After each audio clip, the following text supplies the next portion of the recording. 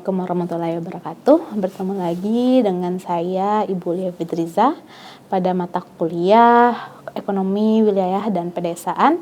Kali ini saya akan menjelaskan materi ya pada video pembelajaran kali ini dengan judul Peran Koperasi dalam Pembangunan Ekonomi Wilayah dan Pedesaan.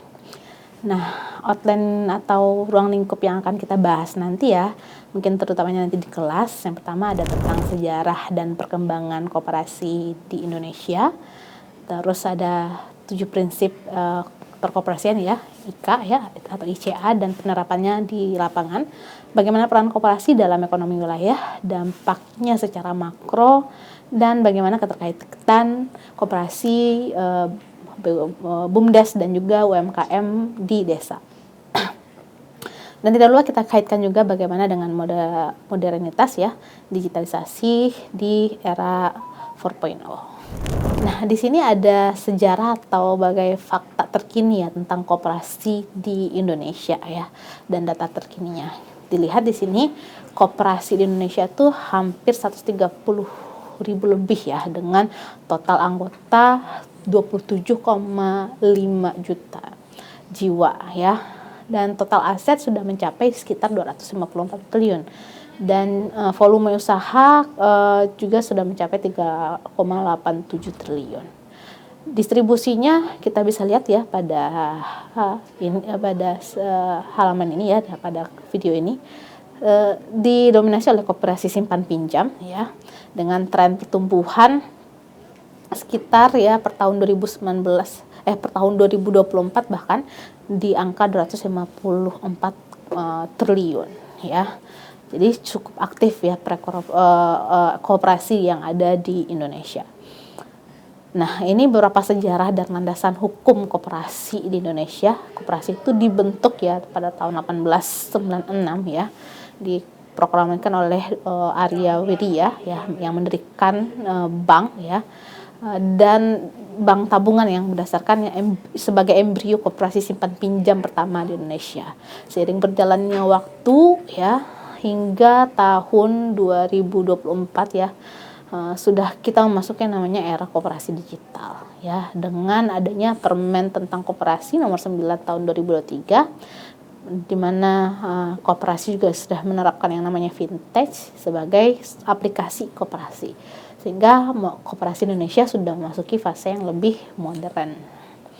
Nah, landasan hukum untuk koperasi sendiri ya, dasar hukum utamanya adalah payung hukumnya adalah Undang-Undang Dasar 1945 pasal 33 diturunkan ke Undang-Undang Nomor 25 92 hingga saat ini kita menggunakan Undang-Undang Desa Nomor 6 tahun 2014. Nah, ada beberapa prinsip koperasi ya atau ICA ya dan penerapannya di Indonesia. Yang pertama, secara prinsip ya koperasi itu adalah keanggotaan dan sukarela dan terbuka. Kedua, pengendaliannya berbasis oleh anggota. Dan yang ketiga, harus adanya partisipasi yang aktif dari setiap anggota.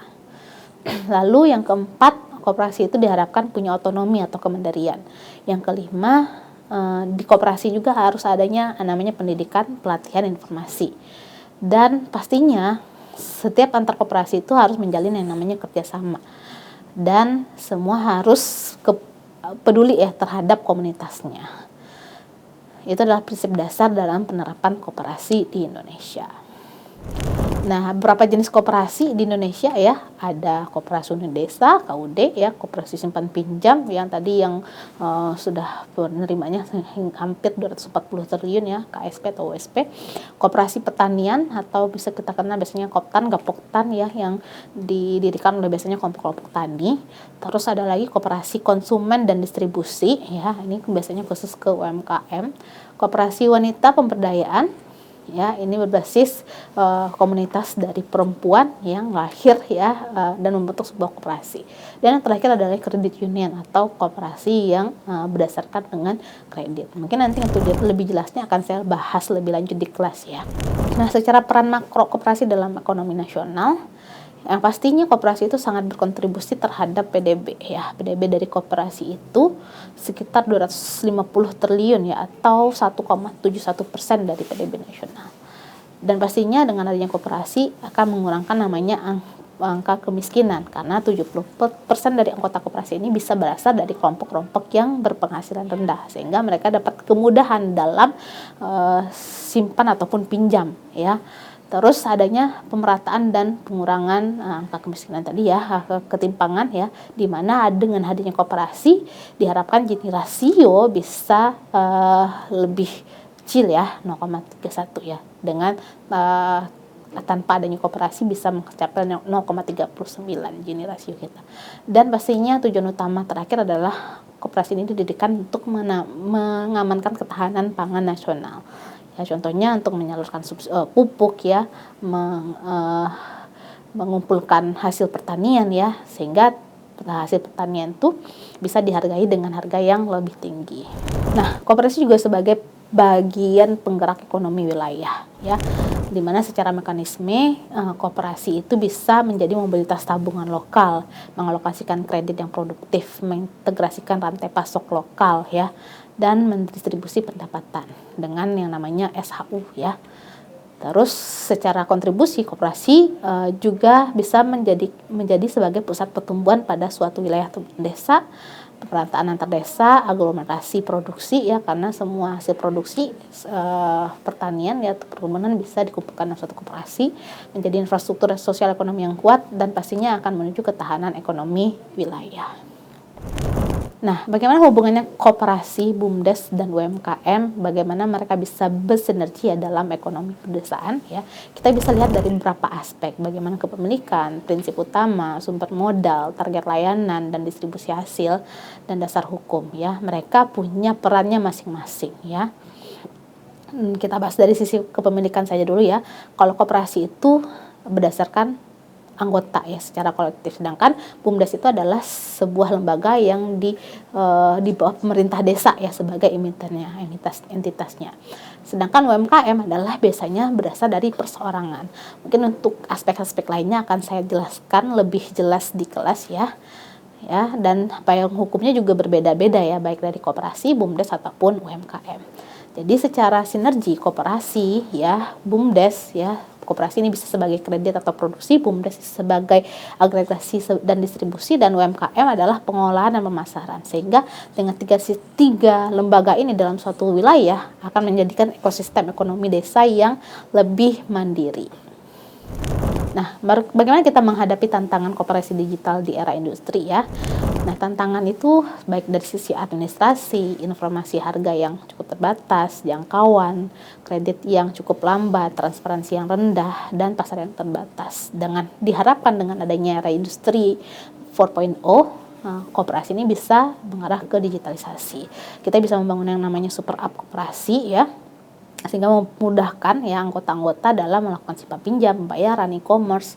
Terus kita buat bangun core banking system, semana sistem ini bisa menjadi inti perbankan dari si koperasi tersebut secara real time ya, berbasis cloud ya, dan secara otomatis. Dan dengan adanya digitalisasi, kita price information sistemnya sangat terbuka ya, sangat transparan ya, sehingga terintegrasi antara harga komoditas dan juga pasar induk. Dan koperasi bisa hadir sebagai P2P lending juga ya, sebagai fintech lending pada platform berbasis koperasi, dan pastinya menjadi marketplace ya. Jadi tidak kalah seperti marketplace yang pada umumnya pernah kita kenal seperti TikTok Shop, Shopee atau segala macam. Nanti dengan ada market koperasi seperti Tanihub, Sikop, dan Koperasi Go ya, mungkin adalah salah satu contoh koperasi bisa menjadi berdigitalisasi ya. Dan pastinya akan mengamankan yang namanya blockchain atau rantai pasok ya, dengan adanya traceability produk koperasi dari lahan ke konsumen, dan sehingga kepercayaan konsumen terhadap koperasi semakin meningkat.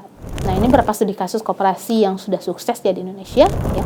Ada si Ulantang Tipu di Kalimantan Barat ya, dengan lebih dari 200.000 anggota, memiliki aset hingga 5,8 triliun. Ada lagi koperasi susu ya, yang dari peternak susu, terus mengumpulkan kurang lebih 7.500 peternak ya. Dan ada lagi koperasi warga semen Gresik ya, 18.000 anggota. Dan ada lagi Kopkun, koperasi konsumen di Yogyakarta ya. Ini adalah toko organik ya, yang menghasilkan barang yang bisa diekspor malah gitu. Nah, bagaimana tantangan dan strateginya dalam revitalisasi koperasi ya? Pastinya tantangan utama adalah dari kualitas SDM, permodalan, tata kelola, persaingan yang tidak sehat, regulasi dan stigma yang masih negatif terhadap koperasi ini. Makanya kita harus merevitalisasi koperasi dengan memodernisasinya dari sisi SDM, penguatan modal, good cooperative governance, digitalisasi layanan, reformasi regulasi, dan pastinya harus membranding koperasi ini untuk milenial dan apalagi Gen Z ya, supaya tertarik dan untuk bergabung pada koperasi. Nah, ini berapa tugas nanti kita akan bahas di kelas ya, tugas-tugasnya. Jadi koperasi ini adalah pilihan ideologis ya, bukan hanya sekedar lembaga, dan dampak makronya sangat nyata, tapi masih belum optimal sampai saat ini. Koperasi sebagai tulang punggung ekonomi, khususnya pada wilayah pedesaan. Dan kita harapkan nantinya dengan adanya koperasi digital bisa mampu membawa koperasi ini lebih dicintai oleh masyarakat di masa depan. Oke, mungkin dari itu saja ya video pembelajaran dari saya. Untuk materi lebih jelasnya tentang koperasi kita akan bahas di kelas nantinya. Sampai jumpa pada video pembelajaran berikutnya. Assalamualaikum warahmatullahi wabarakatuh.